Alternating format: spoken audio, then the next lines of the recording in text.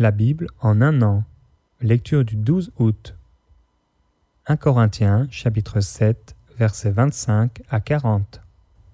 Pour ce qui est des vierges, je n'ai point d'ordre du Seigneur, mais je donne un avis, comme ayant reçu du Seigneur miséricorde pour être fidèle. Voici donc ce que j'estime bon. À cause des temps difficiles qui s'approchent, il est bon à un homme d'être ainsi. Es-tu lié à une femme?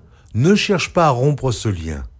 N'es-tu pas lié à une femme? Ne cherche pas une femme. Si tu t'es marié, tu n'as point péché. Et si la Vierge s'est mariée, elle n'a point péché.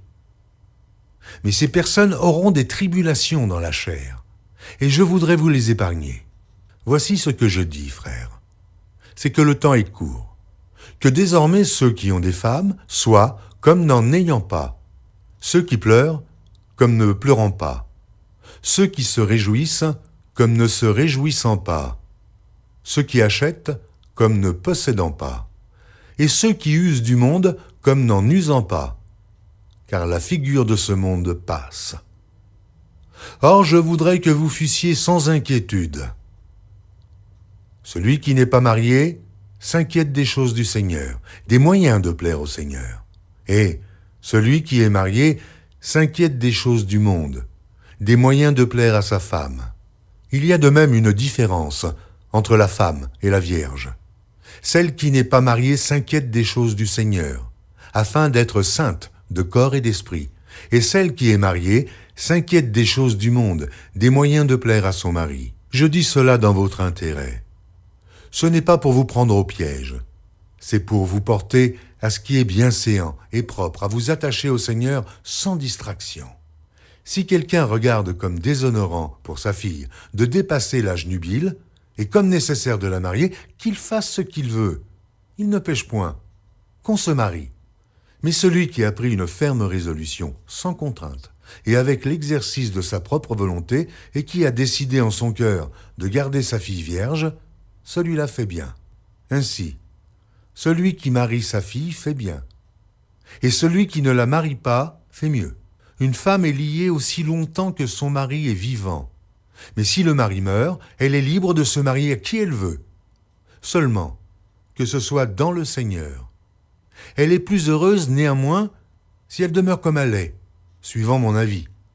Et moi aussi, je crois avoir l'Esprit de Dieu. Néhémie, chapitre 3, versets 15 à 32. Shallum, fils de Kol-Osé, chef du district de Mitzpa, répara la porte de la source. Il la bâtit, la couvrit et en posa les battants, les verrous et les barres. Il fit de plus le mur de l'étang de Siloé, près du jardin du roi, jusqu'aux degrés qui descendent de la cité de David. Après lui Néhémie, fils d'Asbuc, chef de la moitié du district de Beth-Sur, travailla aux réparations jusque vis-à-vis des sépulcres de David, jusqu'à l'étang qui avait été construit et jusqu'à la maison des héros. Après lui travaillèrent les Lévites, Réhum, fils de Bani, et à côté de lui travailla pour son district Achabia, chef de la moitié du district de Keïla. Après lui travaillèrent leurs frères, Bavaï, fils de Henadad, chef de la moitié du district de Keïla. Et à côté de lui Ézer, fils de Josué, chef de Mitzpa, répara une autre portion de la muraille, vis-à-vis de la montée de l'arsenal, à l'angle. Après lui Baruch, fils de Zabaï, répara avec ardeur une autre portion, depuis l'angle jusqu'à la porte de la maison d'Eliashib, le souverain sacrificateur. Après lui Mérémoth, fils d'Uri, fils d'Akots, répara une autre portion depuis la porte de la maison d'Eliashib jusqu'à l'extrémité de la maison d'Eliashib. Après lui travaillèrent les sacrificateurs des environs de Jérusalem. Après eux Benjamin et Achub travaillèrent vis-à-vis de leur maison. Après eux Azaria, fils de Maazéja, fils d'Anania, travailla à côté de sa maison. Après lui Binui, fils de Henadad, répara une autre portion, depuis la maison d'Azaria jusqu'à l'angle et jusqu'au coin. Palal, fils d'Uzaï, travailla vis-à-vis de l'angle et de la tour supérieure qui fait saillie en avant de la maison du roi près de la cour de la prison. Après lui travailla Pédaja, fils de Paréosh. Les Nétiniens, demeurant sur la colline, travaillèrent jusque vis-à-vis de la porte des eaux, à l'orient, et de la tour en saillie. Après eux, les Técoïtes réparèrent une autre portion vis-à-vis de la grande tour en saillie jusqu'au mur de la colline. Au-dessus de la porte des chevaux, les sacrificateurs travaillèrent chacun devant sa maison. Après eux, Tsadok, fils d'Imer, travailla devant sa maison. Après lui travailla Shemaéja, fils de Shekania, gardien de la porte de l'Orient. Après eux, Hanania, fils de Shelemia, et Hanan, le 6e fils de Tsalaf, réparèrent une autre portion de la muraille. Après eux, Meshulam, fils de Berekia, travailla vis-à-vis de sa chambre. Après lui, Malkija, d'entre les orfèvres, travailla jusqu'aux maisons des Nétiniens et des marchands, vis-à-vis de la porte de Mifkad et jusqu'à la chambre haute du coin. Les orfèvres et les marchands travaillèrent entre la chambre haute du coin et la porte des brebis. Néhémie, chapitre 4. Lorsque Sanballat apprit que nous rebâtissions la muraille, il fut en colère et très irrité. Il se moqua des Juifs et dit devant ses frères et devant les soldats de Samarie, « À quoi travaillent ces Juifs impuissants? Les laissera-t-on faire? Sacrifieront-ils? Vont-ils achever? Redonneront-ils vie à des pierres ensevelies sous des monceaux de poussière et consumées par le feu ?» Tobija, l'ammonite, était à côté de lui, et il dit, « Qu'ils bâtissent seulement. Si un renard s'élance, il renversera leurs murailles de pierre. Écoute, ô notre Dieu, comme nous sommes méprisés. Fais retomber leurs insultes sur leurs têtes et livre-les au pillage sur une terre où ils soient captifs. Ne pardonne pas leur iniquité et que leur péché ne soit pas effacé de devant toi, car ils ont offensé ceux qui bâtissent. » Nous rebâtîmes la muraille, qui fut partout achevée jusqu'à la moitié de sa hauteur, et le peuple prit à cœur ce travail. Mais Sanballat, Tobija, les Arabes, les Ammonites et les Asdodiens furent très irrités en apprenant que la réparation des murs avançait et que les brèches commençaient à se fermer. Ils se liguèrent tous ensemble pour venir attaquer Jérusalem et lui causer du dommage. Nous priâmes notre Dieu, et nous établîmes une garde jour et nuit pour nous défendre contre leurs attaques. Cependant Juda disait, « Les forces manquent à ceux qui portent les fardeaux, et les décombres sont considérables. Nous ne pourrons pas bâtir la muraille. » Et nos ennemis disaient, « Ils ne sauront et ne verront rien jusqu'à ce que nous arrivions au milieu d'eux. Nous les tuerons, et nous ferons ainsi cesser l'ouvrage. » Or les Juifs qui habitaient près d'eux vinrent 10 fois nous avertir, de tous les lieux d'où ils se rendaient vers nous.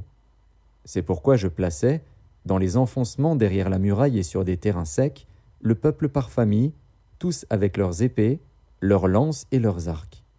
Je regardais, et m'étant levé, je dis aux grands, aux magistrats et au reste du peuple, « Ne les craignez pas, souvenez-vous du Seigneur, grand et redoutable, et combattez pour vos frères, pour vos fils et vos filles, pour vos femmes et pour vos maisons. » Lorsque nos ennemis apprirent que nous étions avertis, Dieu anéantit leurs projets, et nous retournâmes tous à la muraille, chacun à son ouvrage. Depuis ce jour, la moitié de mes serviteurs travaillait, et l'autre moitié était armée de lances, de boucliers, d'arcs et de cuirasses. Les chefs étaient derrière toute la maison de Juda. Ceux qui bâtissaient la muraille, et ceux qui portaient ou chargeaient les fardeaux, travaillaient d'une main et tenaient une arme de l'autre. Chacun d'eux, en travaillant, avait son épée ceinte autour des reins. Celui qui sonnait de la trompette se tenait près de moi. Je dis aux grands, aux magistrats et au reste du peuple, « L'ouvrage est considérable et étendu, et nous sommes dispersés sur la muraille, éloignés les uns des autres. Au son de la trompette, rassemblez-vous auprès de nous, vers le lieu d'où vous l'entendrez. Notre Dieu combattra pour nous. » C'est ainsi que nous poursuivions l'ouvrage, la moitié d'entre nous la lance à la main depuis le lever de l'aurore jusqu'à l'apparition des étoiles.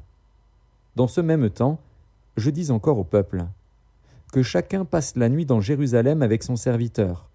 Faisons la garde pendant la nuit et travaillons pendant le jour. » Et nous ne quittions point nos vêtements, ni moi, ni mes frères, ni mes serviteurs, ni les hommes de garde qui me suivaient. Chacun n'avait que ses armes et de l'eau. Néhémie, chapitre 5, versets 1 à 13. Il s'éleva de la part des gens du peuple et de leurs femmes de grandes plaintes contre leurs frères les Juifs. Les uns disaient, « Nous, nos fils et nos filles, nous sommes nombreux. Qu'on nous donne du blé, afin que nous mangions et que nous vivions. D'autres disaient, nous engageons nos champs, nos vignes et nos maisons pour avoir du blé pendant la famine. D'autres disaient, nous avons emprunté de l'argent sur nos champs et nos vignes pour le tribut du roi. Et pourtant notre chair est comme la chair de nos frères, nos enfants sont comme leurs enfants. Et voici, nous soumettons à la servitude nos fils et nos filles, et plusieurs de nos filles y sont déjà réduites. Nous sommes sans force, et nos champs et nos vignes sont à d'autres. Je fus très irrité lorsque j'entendis leurs plaintes et ces paroles-là. Je résolus de faire des réprimandes aux grands et aux magistrats, et je leur dis, « Quoi? Vous prêtez à intérêt à vos frères ?» Et je rassemblai autour d'eux une grande foule, et je leur dis, « Nous avons racheté selon notre pouvoir nos frères les Juifs vendus aux nations, et vous vendriez vous-même vos frères, et c'est à nous qu'ils seraient vendus. » Ils se turent, ne trouvant rien à répondre. Puis je dis, « Ce que vous faites n'est pas bien. Ne devriez-vous pas marcher dans la crainte de notre Dieu pour n'être pas insultés par les nations, nos ennemis? Moi aussi, et mes frères et mes serviteurs, nous leur avons prêté de l'argent et du blé. Abandonnons ce qu'ils nous doivent.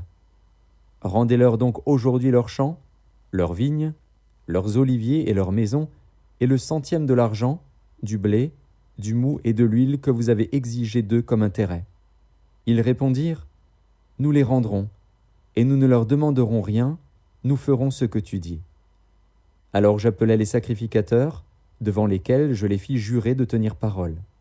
Et je secouai mon manteau, en disant, « Que Dieu secoue de la même manière hors de sa maison et de ses biens tout homme qui n'aura point tenu parole, et qu'ainsi cet homme soit secoué et laissé à vide. » Toute l'assemblée dit, « Amen. » On célébra l'Éternel, et le peuple tint parole.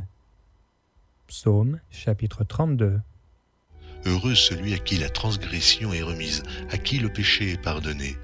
Heureux l'homme à qui l'Éternel n'impute pas d'iniquité, et dans l'esprit duquel il n'y a point de fraude.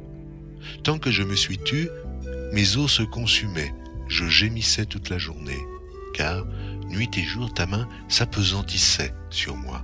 Ma vigueur n'était plus que sécheresse, comme celle de l'été. Je t'ai fait connaître mon péché, je n'ai pas caché mon iniquité. J'ai dit, j'avouerai mes transgressions à l'Éternel, et tu as effacé la peine de mon péché. Qu'ainsi, tout homme pieux te prie au temps convenable. Si de grandes eaux débordent, elles ne l'atteindront nullement. Tu es un asile pour moi. Tu me garantis de la détresse, tu m'entoures de chants de délivrance. Je t'instruirai et te montrerai la voie que tu dois suivre. Je te conseillerai, j'aurai le regard sur toi. Ne soyez pas comme un cheval ou un mulet sans intelligence.